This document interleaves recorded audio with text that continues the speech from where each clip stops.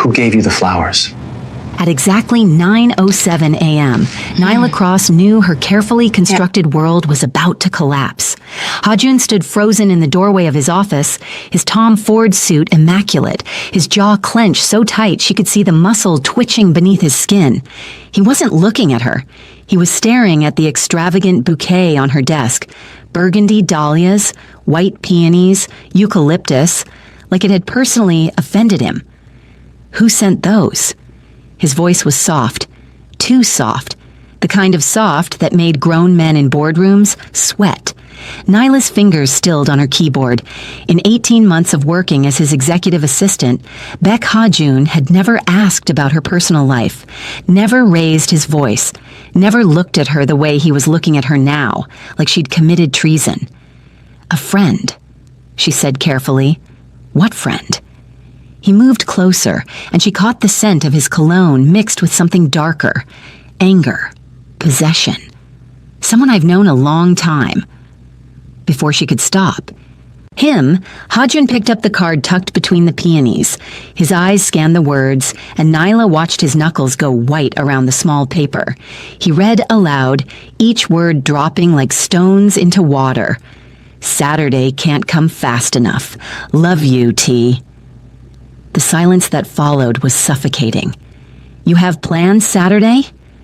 Ha-Jun's eyes met hers, and there was something feral in them, something she'd only seen once before, when a client had touched her lower back during a meeting and found his contract terminated by lunch. "Yes. Cancel them." Nyla blinked. "Excuse me. Cancel them." He dropped the card back on her desk and walked into his office, slamming the door hard enough to rattle the floor-to-ceiling windows overlooking the financial district. The bullpen of Baek Holdings went dead quiet. 20 assistants and junior executives suddenly found their computer screens fascinating. Nyla sat frozen, her heart hammering against her ribs. Dom, Ha-Jun's head of security, a former Marine with kind eyes and too many secrets, paused by her desk. "Be careful this weekend, Ms. Cross." What does that mean? But he was already gone, his hand resting on the gun concealed beneath his jacket.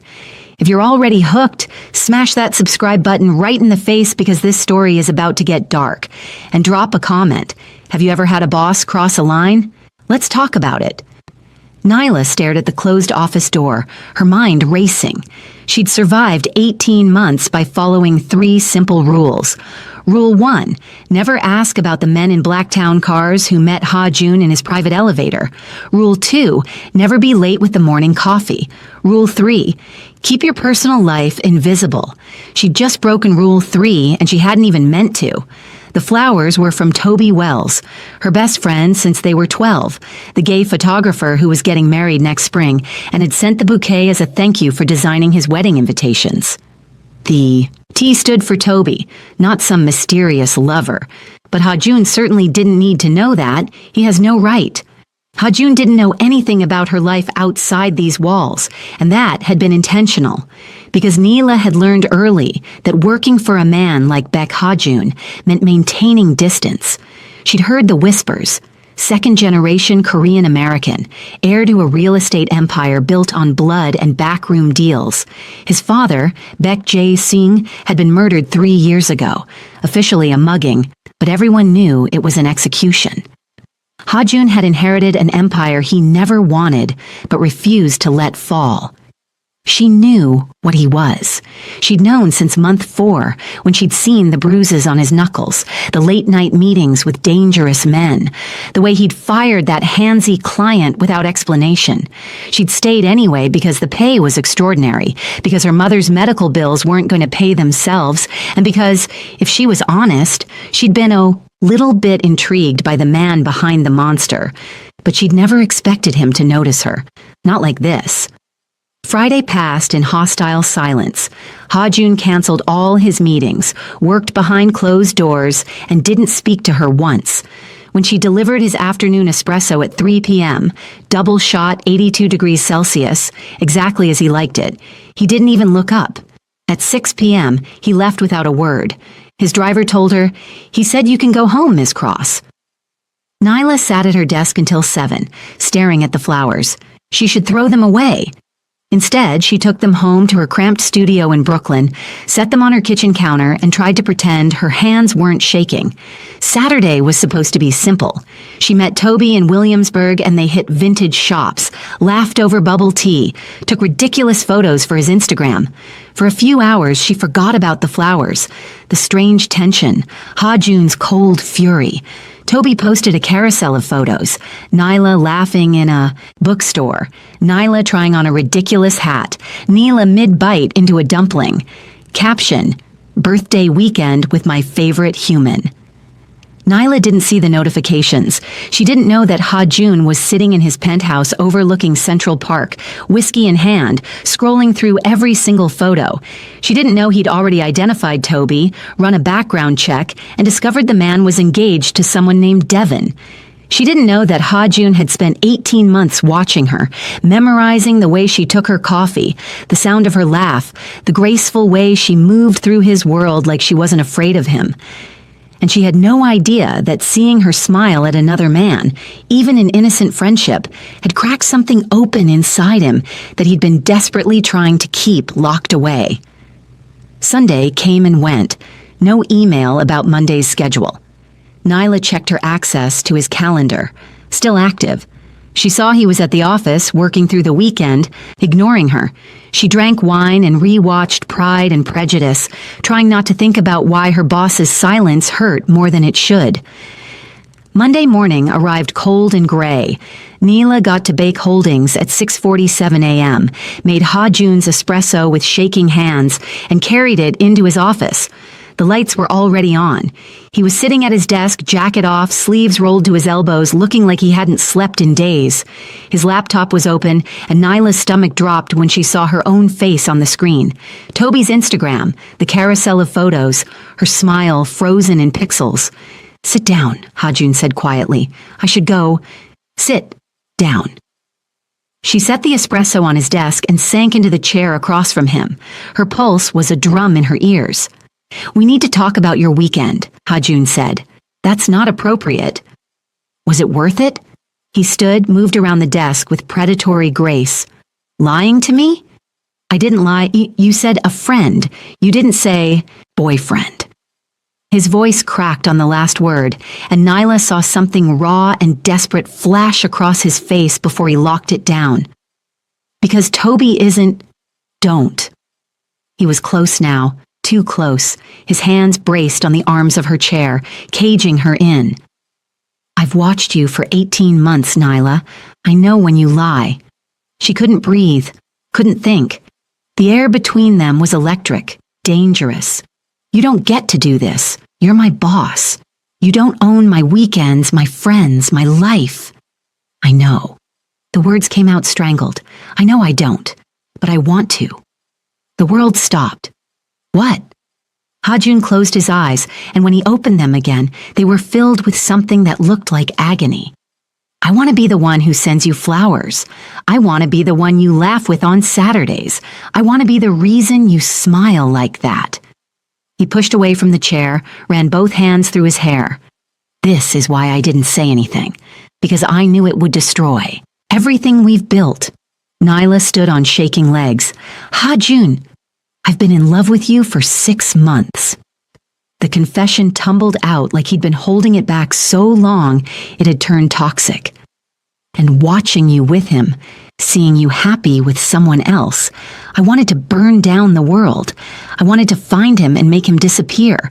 And that's why you should run, Nyla, because I'm not a good man. I'm my father's son, and men like me don't know how to love without destroying." "Toby is gay," she said. Ha-Jun froze. "What?" "He's engaged to a man named Devin. They're getting married next spring. Saturday was my birthday dinner. The flowers were a thank you for designing their wedding invitations. M stands for Marcus." She laughed, but it came out bitter and broken. "You've been jealous of my gay best friend." What happens next will change everything, but first, is Ha-Jun redeemable, or has he already crossed too many lines? Drop your thoughts below. The silence stretched between them like a chasm. Ha-Jun's face went through a series of emotions: shock, relief, then something darker: shame. I'm an idiot, he whispered. You tracked my Instagram. You demanded I cancel plans. You interrogated me about my personal life. Nyla's voice was rising now, 18 months of carefully maintained professionalism cracking apart. That's not romantic.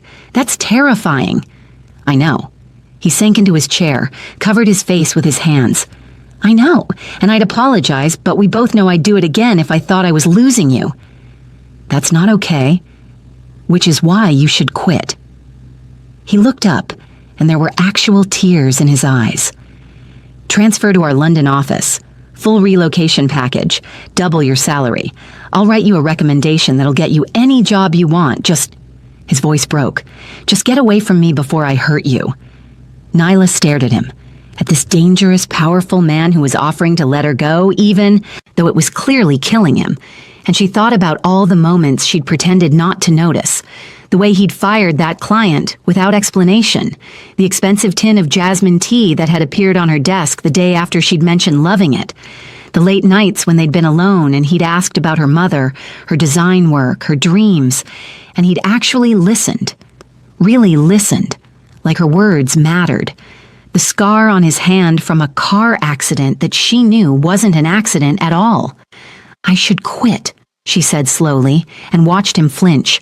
I should walk out of here and never look back. Any sane woman would. Yes, but I'm not going to. June's head snapped up. Nyla, let me finish. She moved closer, her heart hammering so hard she thought it might break through her ribs. I've been in love with you since month 4, when you fired that client, when you noticed I was scared and you handled it without me asking. I've spent 18 months pretending I don't notice when you watch me, pretending my heart doesn't race when you say my name. Then you understand why this is dangerous. I understand that you're dangerous. I understand that your world is violent and dark, and I should run. She was right in front of him now, close enough to see the gold flecks in his dark eyes. But I'm not naive, Ha-Jun. I grew up in Bed-Stuy. My mother cleaned offices in buildings like this one. I know what men like you are capable of, and I'm choosing this anyway. Nyla, shut up and kiss me. He did, and it was nothing like she'd imagined during those long nights when she'd let herself fantasize. It wasn't gentle or sweet. It was desperate, consuming, possessive. His hands tangled in her hair, her back hit the edge of his desk, and the coffee mug she'd carefully prepared crashed to the floor. Neither of them cared. When they finally broke apart, they were both shaking. This doesn't fix the jealousy problem, Nyla whispered, against his mouth. I know. Or the controlling thing. I know. If you ever track my phone without asking, you'll leave. I know. He cupped her face like she was something precious and breakable. I'll try, Nyla. I'll try to be better, but I can't promise I'll succeed. Then we'll figure it out as we go. He kissed her again, softer this time, and Nyla felt something shift in her chest. This was insane. This was dangerous. This was possibly the worst decision she'd ever made. She'd never felt more alive. They kept the relationship secret at work, but barely. Stolen kisses in his office during lunch, her lipstick on his collar, the way he watched her during meetings like she was the only person in the room, the junior analysts whispered. Dom raised an eyebrow but said nothing, and Nyla learned what it meant to be loved by a man like Beck Ha-Jun. The flowers came every Friday, different arrangements, always with notes. Thought of you? These reminded me of your... laugh, because Thursdays are too long without you. He learned to cook her favorite Jamaican dishes. His jerk chicken was terrible, but he tried, and she loved him for it. He introduced her to his sister Hannah, a corporate lawyer with sharp eyes and a sharper tongue. Hannah took one look at them and pulled Nyla aside. He's going to be a lot, Hannah said. Set boundaries early. My brother doesn't know how to love in moderation. I'm figuring that out. Good. Because he's already halfway to obsessed, and if you let him, he'll swallow your whole life. Hannah squeezed her hand. But he's also the most loyal person I know. He'll kill for you. Die for you. Just make sure he doesn't suffocate you in the process. The warning should have scared her. Instead, Nyla found herself asking Ha-Jun to install a tracker on her phone. "For safety," she said when he looked surprised, "but you have to share your location too."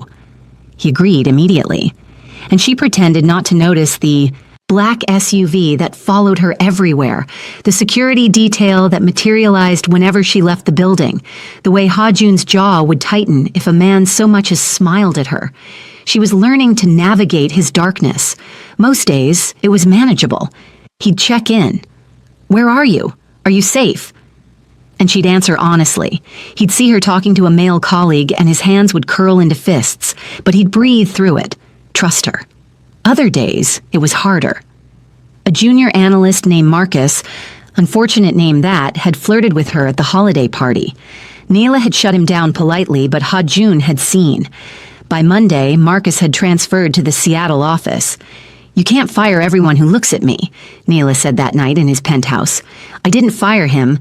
I offered him a promotion." Ha-Jun pulled her onto his lap, buried his face in her neck. "I'm trying, Nyla, but when I see another man touching you, talking to you like he has a right, I want to break things. I know." "Does it scare you?" She thought about lying, decided he deserved honesty. "Sometimes.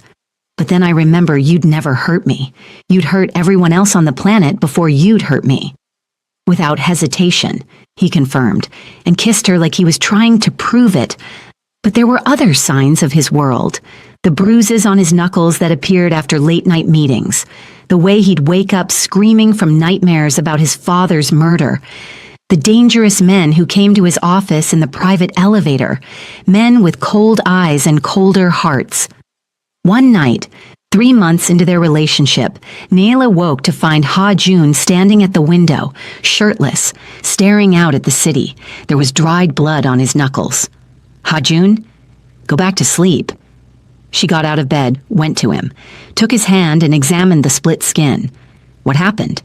"Business." "That's not an answer." He looked at her then, and his eyes were hollow. "A man tried to move into our territory. He was warned. He didn't listen, so I made him listen." "Did you kill him?" "No, but I hurt him badly enough that he'll never forget who runs Koreatown." Ha-Jun pulled his hand away. "This is who I am, Nyla. This is the world you chose." She should have been horrified. Instead, she asked, "Have you ever killed anyone?" He didn't answer immediately. Then, "To protect what's mine." "Yes." The confession should have sent her running. Instead, she asked the question that had been burning in her chest. "Would you kill for me?" Without hesitation. No pause, no doubt. Nyla took his bloody hand and led him to the bathroom. She cleaned his knuckles with gentle care, wrapped them in gauze, and when she was done, she kissed each bandaged finger. "I need you to understand something," she said. "I'm not some fragile thing you keep in a tower. I grew up watching my mother work 3 jobs to keep us fed. I know how to survive. So stop asking me if I'm sure. I've already chosen you. Trust that." He pulled her close, and she felt him shaking. "I'm terrified I'll lose you." "Then hold on tighter."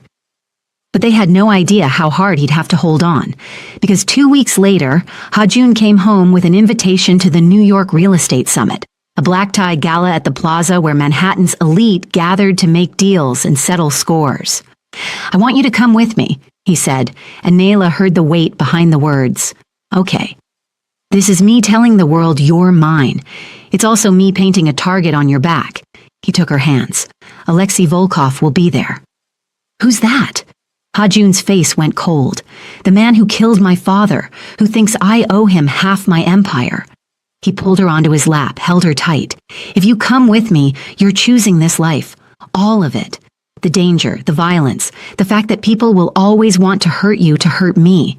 So I need you to really think—" "Stop," Nyla interrupted. "Stop asking me if I'm sure. I'll go to your summit. I'll stand by your side. And if this Volkov wants to try something, he'll learn that I'm not easy prey." Ha-Jun stared at her. Then he smiled. Really smiled. The rare kind that made him look younger. Almost innocent. "I love you." "I know." She kissed him. "Now tell me what I'm walking into." The dress arrived 3 days before the summit, custom-made emerald silk that pooled like water, with a neckline that was elegant but daring. Ha-Jun had insisted on paying. Nyla had negotiated splitting the cost because she refused to be a kept woman, even if she was sleeping with a billionaire. "It's perfect," she breathed, running her fingers over the fabric. Ha-Jun appeared behind her, wrapped his arms around her waist. "You'll be the most beautiful woman there. I'll also be the only black woman on your arm in a room full of old money and older prejudices." "Good. Let them stare. Let them whisper. Let them know exactly who you belong to." He turned her around, his eyes fierce. "And if anyone disrespects you, I'll bury them." She believed him. That was the terrifying part. The night of the summit, Nyla stood in front of Ha-Jun's bathroom mirror and barely recognized herself. Her locks were styled in an elegant updo, her makeup flawless, the emerald dress hugging every curve. The diamonds at her throat, his mother's, a family heirloom he'd presented with shaking hands, caught the light and threw tiny rainbows across the marble walls. Ha-Jun appeared in the doorway, devastating in a custom tuxedo, and stopped breathing. Nyla. Too much? Not enough, never enough. He crossed to her, pressed a kiss to her bare shoulder. "Last chance to change your mind." "Not a chance." The Plaza Hotel was lit up like a jewel box. Photographers lined the red carpet, cameras flashing. Nyla felt Ha-Jun's hand settle on her lower back, warm, possessive, claiming, as they stepped out of the car. The cameras went insane. "Mr. Beck, who's your date?" "Is this official? What's your name, miss?" Ha-Jun ignored them all, but Nyla caught the headline forming already. Beck Air debuts Mystery Woman at Exclusive Summit. By morning, her face would be all over the society blogs. There was no going back now. Inside the ballroom, crystal chandeliers dripped. Light over Manhattan's power players. Old money in older jewelry. Politicians with practiced smiles. And beneath the glamour, the sharks. Men like Ha-Jun who'd built empires on blood and ambition. Ha-Jun introduced her to everyone. Investors with cold handshakes. Politicians who looked at her like she was a curiosity. Rivals who assessed her like livestock. His hand never left her lower back. The message was clear. She's mine. Touch her and die. "You're doing great," he murmured during a lull. "I'm terrified." "Good. Fear keeps you sharp." He kissed her temple. "Stay close to Dom. I have a meeting with some investors. 20 minutes, tops." Dom materialized at her elbow, solid, reliable, armed. "I've got her, boss." Ha-Jun hesitated, then nodded. He kissed her once, deep and possessive, before disappearing into a private room off the main ballroom. Nyla sipped champagne and tried to look comfortable. The conversations swirled around her. Mergers, acquisitions, the kind of money that could buy buildings. She was plotting her escape to the bathroom when a voice cut through the noise. "Such a beautiful addition to Ha-Jun's collection." She turned. The man was older, silver-haired, with eyes like chips of ice. He wore his tuxedo like armor and smiled like a shark. "Alexei Volkov," he said, taking her hand and kissing it. He held on too long. "I've been curious about the woman who finally caught young Beck's attention." Nyla pulled her hand back. "Mr. Volkov." "Please, call me Alexei. After all, I'm practically family. Your boyfriend's father and I were quite close." His smile sharpened. "Before someone put 3 bullets in Jae-sung's head." Dom shifted closer, but Volkov just laughed. "Relax, my friend. I'm simply making conversation." He turned back to Nyla. "Tell me, does Ha-Jun ever talk about the old days? About the promises his father made?"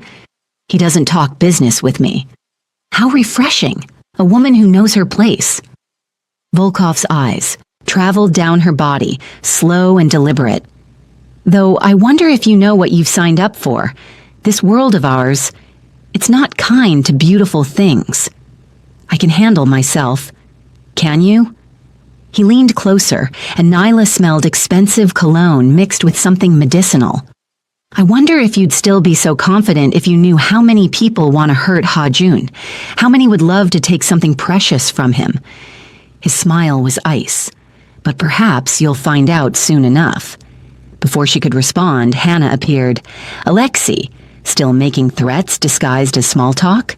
Hannah, lovely as always. Volkov kissed her cheek. I was just getting to know Ha-Jun's lovely companion. I'm sure. Hannah linked her arm through Nyla's. Excuse us. Girl talk.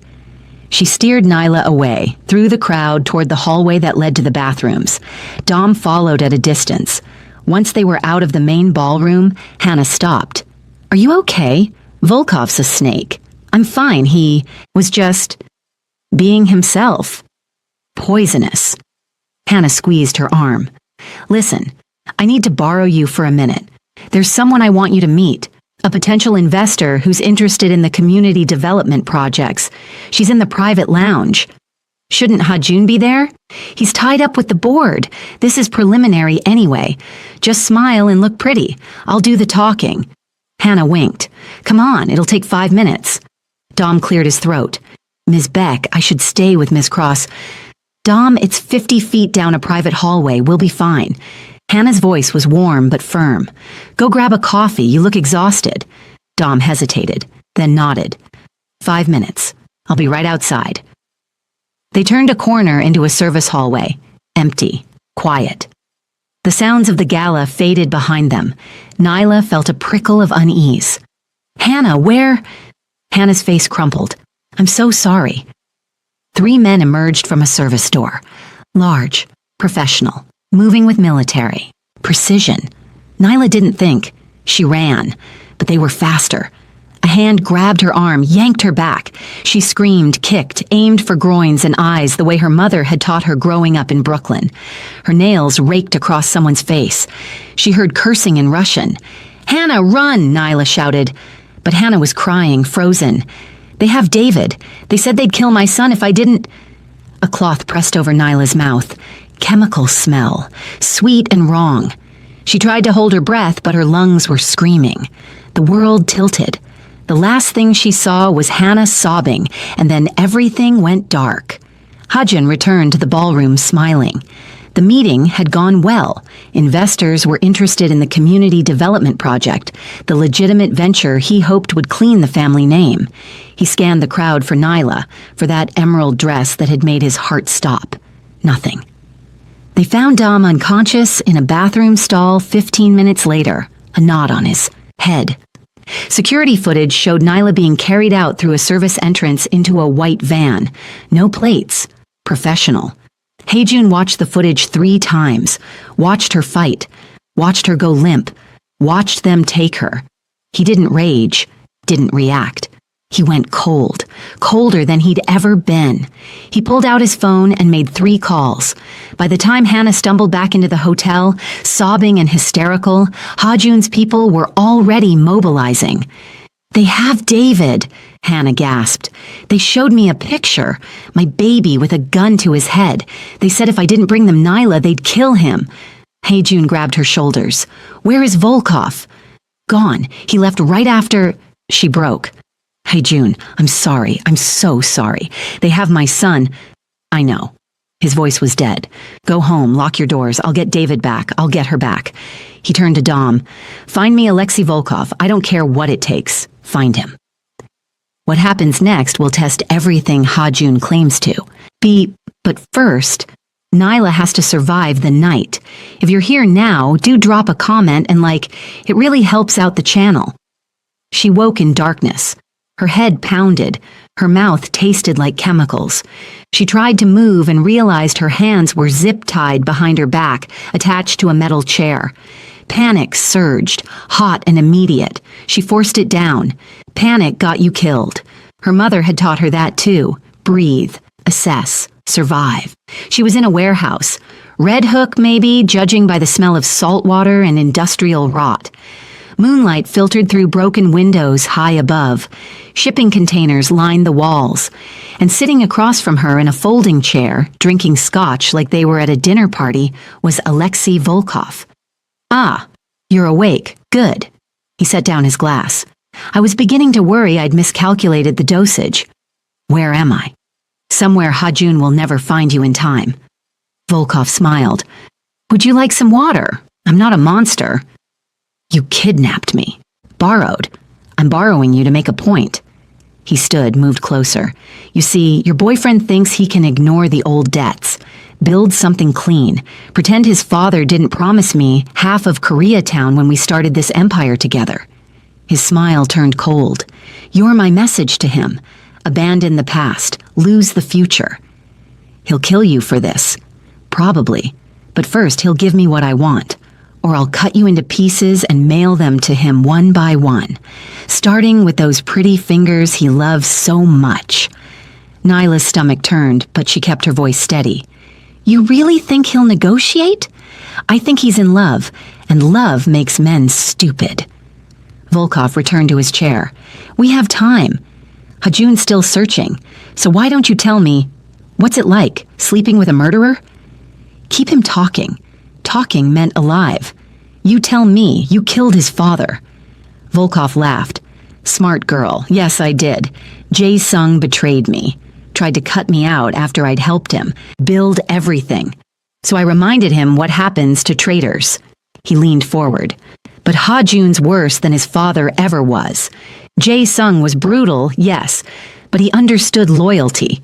Ha-jun, he thinks he can be legitimate. Clean. It's insulting. Maybe he's just trying to be better than you. The slap came fast. Neela's head snapped to the side, stars exploding behind her eyes. She tasted blood. Careful, Volkov said softly. I'm having a pleasant conversation. Don't ruin it. Neela spat blood onto the concrete floor and forced herself to meet Volkov's eyes. If she was going to die tonight, she'd do it on her feet. Metaphorically, at least, since she was zip-tied to a chair. You're going to kill me anyway. Why should I be careful? Because I can make it quick or make it last days. Volkov refilled his scotch. Your choice. She needed to buy time, needed to keep him talking, keep him distracted, needed to find a way out of these restraints. She tested the zip ties carefully, feeling for weak points. Nothing. Professional job.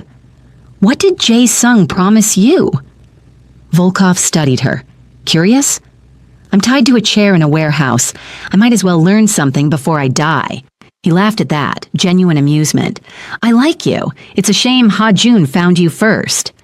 He settled back in his chair. Jae-sung and I built Koreatown together. The restaurants, the real estate, the import-export business. We split everything 50-50. But then he got greedy. Started legitimizing holdings in his name only. Cut me out of the profitable ventures and stuck me with the dirty work. So you killed him. So I reminded him of our agreement. Unfortunately, he didn't survive the reminder. Volkov swirled his scotch. Ha-jun inherited everything. I expected him to honor his father's debts. Instead, he's been trying to squeeze me out, legitimize the business, pretend we don't exist. That's not how this works. Maybe he doesn't want to be like his father. Maybe he shouldn't have inherited his father's empire. Volkov's eyes went cold. You don't get to pick and choose. You're either in this world or you're not. Ha-jun wants to be legitimate? Fine. Give me what's owed, and he can play real estate mogul. Keep fighting me, and I'll destroy everything he loves. Starting with you, his expression said. Nyla heard footsteps. Guards patrolling outside. At least 3, maybe 4. Even if she got out of the zip ties, she'd never make it past them. Unless... She noticed a piece of broken glass near one of the shipping containers, 10 feet away. Might as well be 10 miles. Can I ask you something? Nyla said. You're full of questions for someone in your position. Do you have family? Volkov's face shuddered. I have sons. Do they know what you do? They know I provide for them. That's enough. Is it? Nyla leaned forward as much as the restraints allowed, because Ha-jun knows exactly what his father was. He watched Jae-sung build an empire on blood, and now he's trying to be different, trying to build something his future children won't have to be ashamed of. Doesn't that count for something? It counts for weakness. Volkov stood. And in this world, weakness gets you killed. He walked toward the door, and Neela felt panic surge. If he left, if she was alone with the guards... Wait, tell me about the partnership, the beginning. Volkov paused. Why? Because I want to understand. I want to know what... Ha-Jun owes. What she really wanted was to keep him in the room, keep him talking, buy Ha-Jun more time to find her, but Volkov seemed to consider it. Then he returned to his chair. We met in 1997. Both of us had nothing. Me fresh from Moscow, Jae Sung fresh from Seoul. We recognized each other, you understand? Two immigrants who refused to stay in our place. We started with a restaurant in Koreatown, then another. Then we realized the real money was in real estate. His eyes went distant. We were brothers. I was best man at his wedding. He was godfather to my eldest son. What changed? America changed him, made him think he could be respectable, but you can't wash blood off money no matter how hard you try. Volkov looked at her. Ha-Jun will learn that, tonight probably, when he comes for you covered in blood. He's coming? Of course he's coming. I'm counting on it. Volkov smiled. This warehouse is a trap. Beautiful girl. He'll come for you, and my men will be waiting. I'll offer him a choice. His empire or your life. And we'll see what matters more. Nyla's heart hammered. He'll choose me. Will he? Volkov tilted his head. Because I've seen men in love before, seen them make promises, but when it comes down to it, when they have to choose between power and a woman, power wins. Every time. Not Ha-Jun. We'll see. Footsteps pounded outside, shouting in Russian, gunfire, sharp cracks that echoed through the warehouse. Volkov stood smoothly, pulled a gun from his jacket. Ah, right on time. The warehouse door exploded inward. Ha-Jun came through first, gun raised, Dom and 4 other men behind him. His eyes scanned the space, found Nyla, and something in his face cracked open. Relief, rage, love. Let her go, Alexei. Or what? Volkov pressed his gun to Nyla's head. She felt the cold metal against her temple and forced herself not to shake. You'll shoot me. You might hit her. Your men will shoot. Same problem. Seems like you're at a disadvantage. Ha-Jun lowered his gun slowly. What do you want? Koreatown.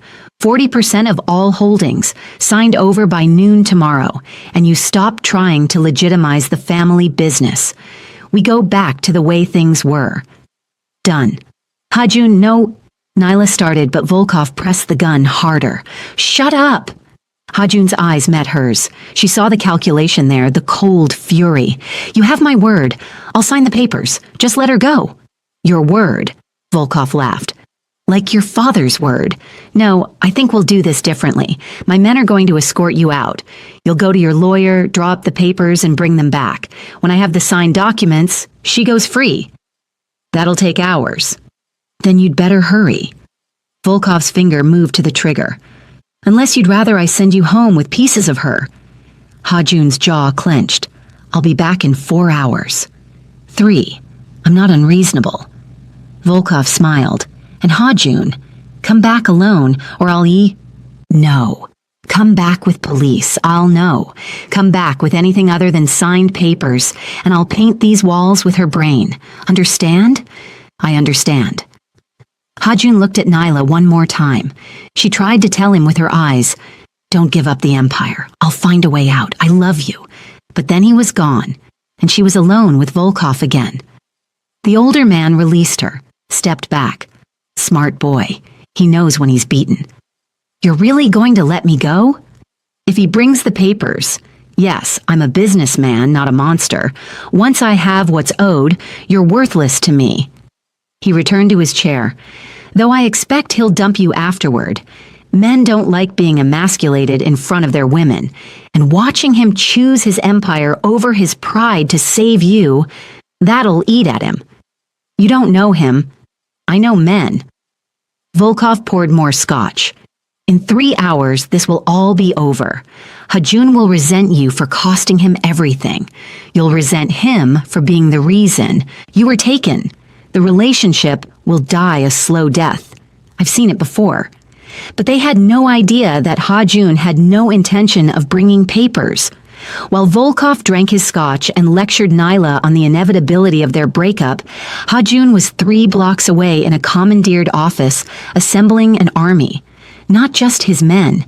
Every favor he was owed, every alliance he'd carefully cultivated, every dangerous man who remembered what Jae-sung had built and respected Ha-jun's attempts to honor it. We hit them from 3 sides, he told Dom, spreading blueprints of the warehouse across the desk. Fire team on the north entrance, extraction team on the west. I go through the south with suppressors, fast and quiet. Boss, there are at least 200 men in there. I don't care if there are 1,000. I'm getting her out. Ha-jun checked his gun, chambered around. Volkov thinks I'm coming back with papers. He thinks I've been beaten. He's wrong. Dom studied him. And if you have to choose, the Empire or her? There is no choice. There was never a choice.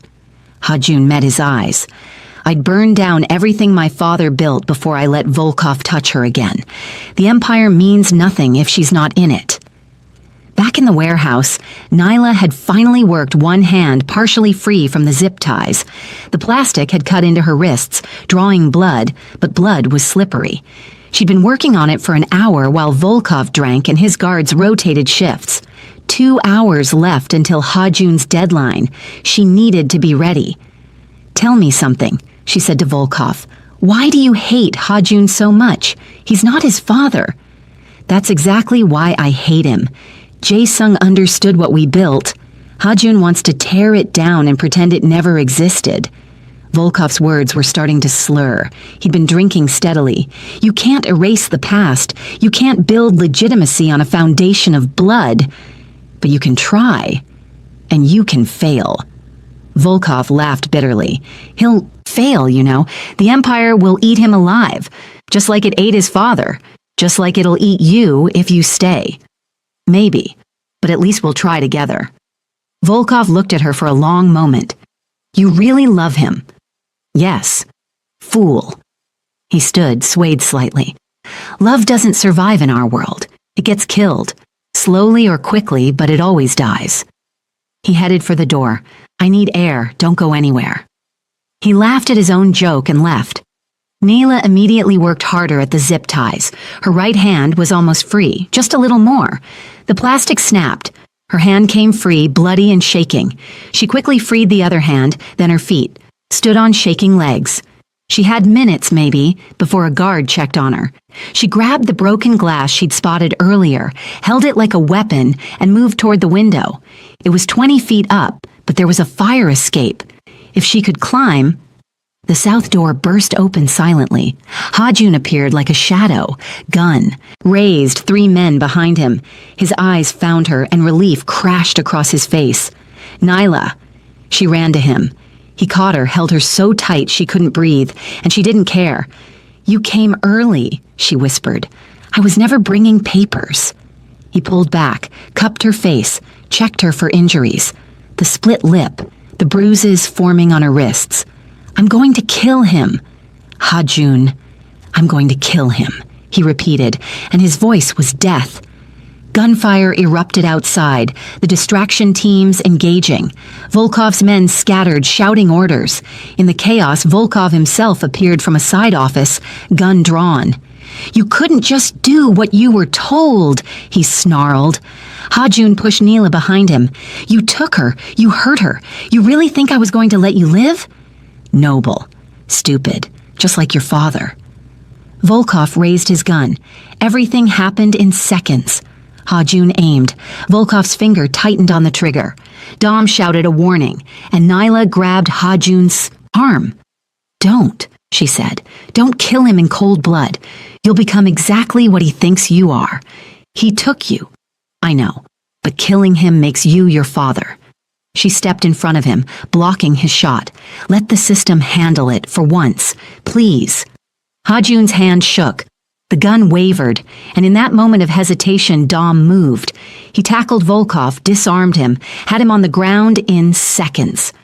FBI's 2 minutes out, Dom said. We found enough evidence in his offices to bury him for life. Money laundering, kidnapping, attempted murder. He's done. Volkov spat blood.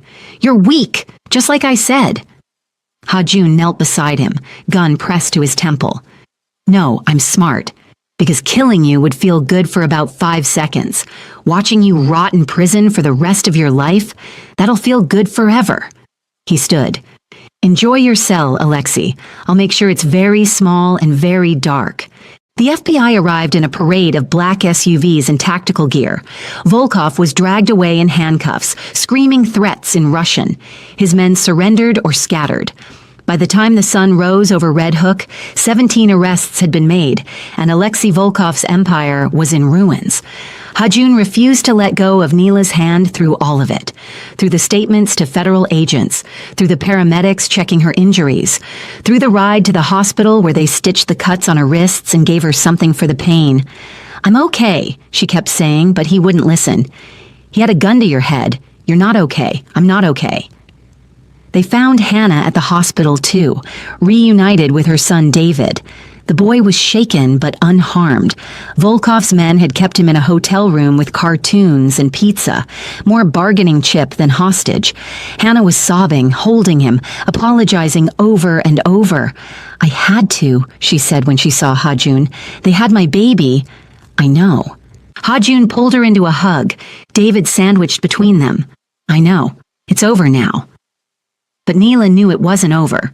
Not really, because she'd seen something break in Hajun when Volkov had pressed that gun to her head.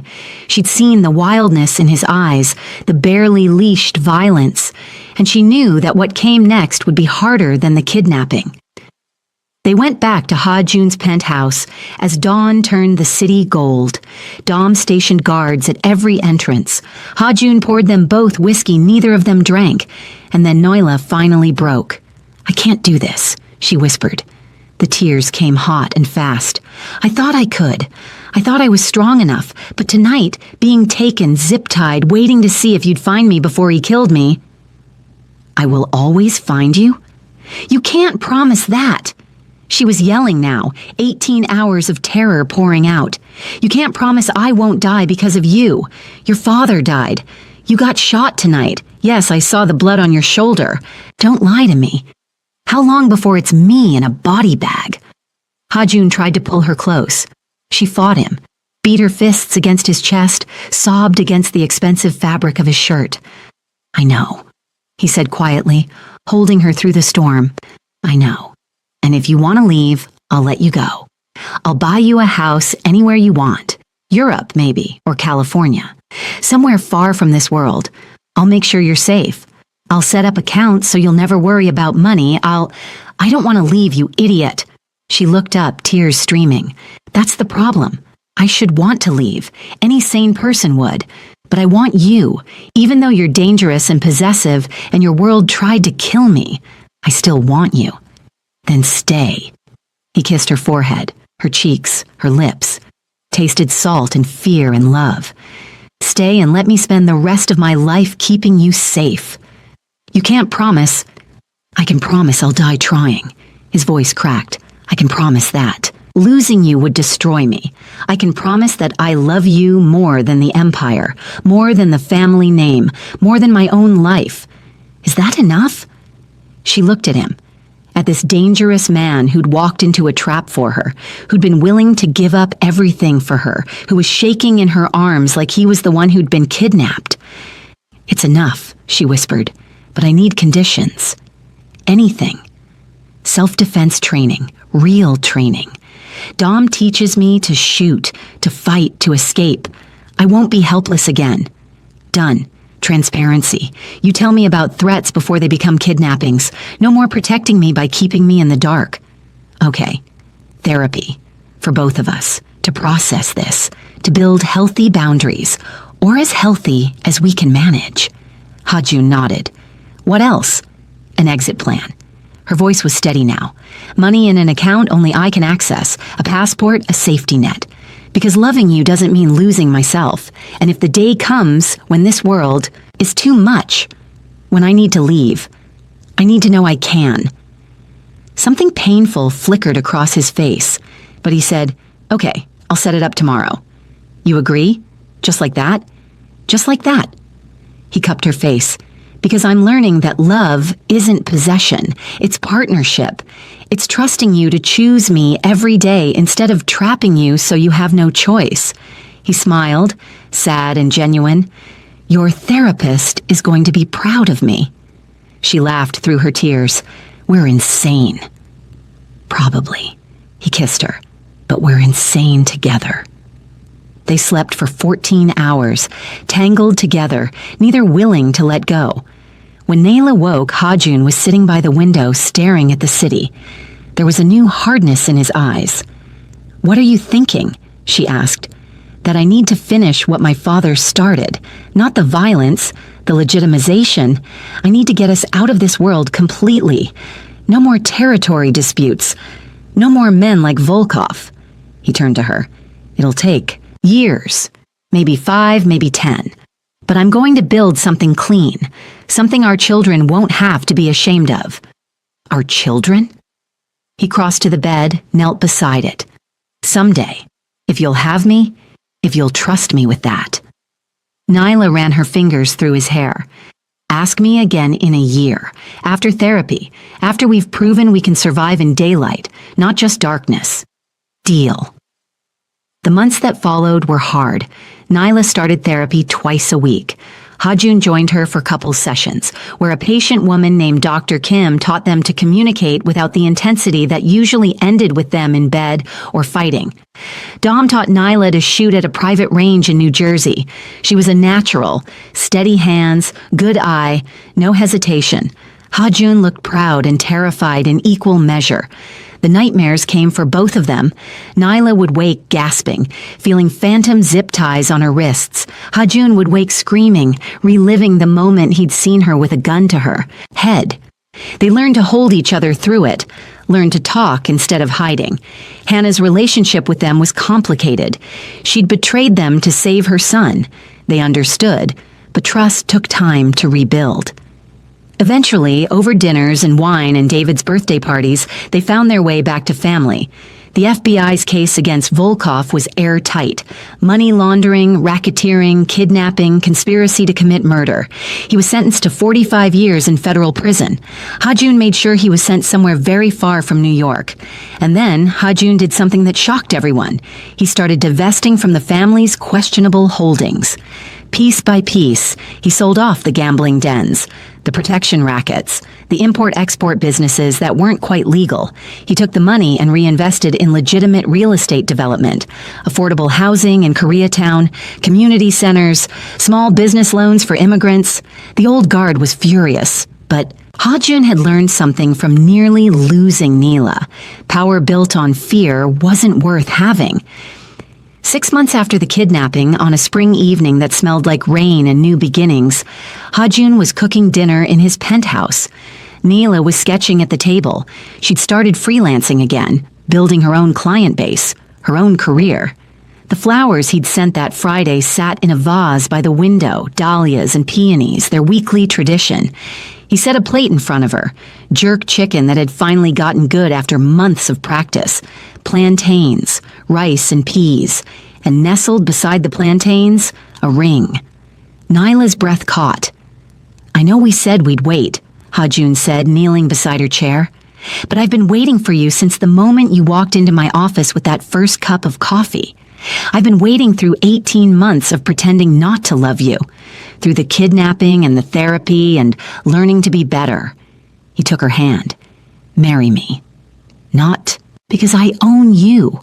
Not because I'm trying to trap you, but because I choose you every single day, even when you're mad at me for being controlling, even when I'm terrified I'll lose you, especially then." "You're impossible," she whispered. "I know. Marry me anyway." Nyla looked at the ring, an emerald, her birthstone, set in platinum. She looked at this man who'd walked through fire for her, who'd changed his entire world for her, who was kneeling in his designer kitchen with jerk chicken getting cold and hope naked on his face. "Yes," she said, "but if you ever have me followed without telling me again, you'll leave, I know." He slid the ring on and his hands were shaking. "I love you, Neela Cross. I love you too, Beck Hajun." She pulled him up, kissed him. "God help me." They were married 6 months later in a private ceremony in his penthouse. Hannah stood as maid of honor. Toby walked Nyla down the aisle, crying the entire time. Dom stood as best man and didn't cry, but his eyes were suspiciously bright. David was ring bearer and took his job very seriously. The wedding was small, just family and the few friends who'd stuck around through the chaos. No press, no society pages, just them, choosing each other in front of the people who mattered. When the officiant asked if anyone objected, Dom muttered, "I object to not getting overtime for this," and everyone laughed. The kiss was soft and sweet and full of promise, and when they pulled apart, Nyla whispered, "No more guns to heads." "No more guns to heads," Ha-Jun agreed. "Just you and me and whatever comes next. Deal." They honeymooned in Seoul, where Ha-Jun showed her his mother's hometown, and they visited his father's grave. Nyla left flowers, peonies, because even monsters deserve forgiveness from their sons. When they returned to New York, Beck Holdings had been restructured. The old empire was gone, replaced with something cleaner, still powerful, still wealthy, but legitimate. Ha-Jun's enemies were fewer, his allies were stronger, and Nyla had her own office now, head of community outreach, designing programs that gave back to the neighborhoods that had built them. It wasn't perfect. Ha-Jun still got jealous when men looked at her too long. Nyla still had nightmares about the warehouse. They still thought about boundaries and control and the 100 small ways trauma lived in their bodies. But they were trying, and some days, trying was enough. 1 year after the proposal, Neela came home to find Ha-Jun in the kitchen, cooking again. There was a new bouquet on the counter, dahlias and peonies, always their flowers.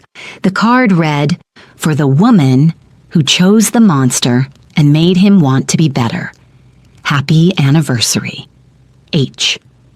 She wrapped her arms around him from behind, pressed her face to his back. "I'd choose you again. Even knowing everything you know now? Especially knowing everything I know now." She turned him around. "We're going to be okay, aren't we?" He kissed her, slow and deep and certain. "We're going to be better than okay. We're going to be extraordinary." And standing there in the kitchen with burned plantains and 2 perfect flowers, with a man who'd learned to love without consuming, Neela believed him. The city glittered outside their windows. Dom was stationed downstairs, always watching, always protecting. Hannah texted a photo of David at soccer practice. Toby sent memes about married life. And inside the penthouse that had once felt like a gilded cage, 2 people who'd found each other in darkness were building something that could survive the light. It wasn't the fairy tale Nyla had imagined as a girl growing up in Brooklyn. It was better. It was real. It was theirs. And that was enough. Before you go, drop a comment and tell me, could you forgive someone like Ha-Jun? Would you choose love in a dangerous world? Or would you run? And if this story kept you hooked, smash that like button and share it with someone who loves dark romance. Your girl needs those views, and I've got more stories coming that'll wreck you in the best way. Subscribe so you don't miss them. Trust me, you'll want to see what I do next. Now go forth and make questionable romantic decisions. Or don't. I'm not your therapist.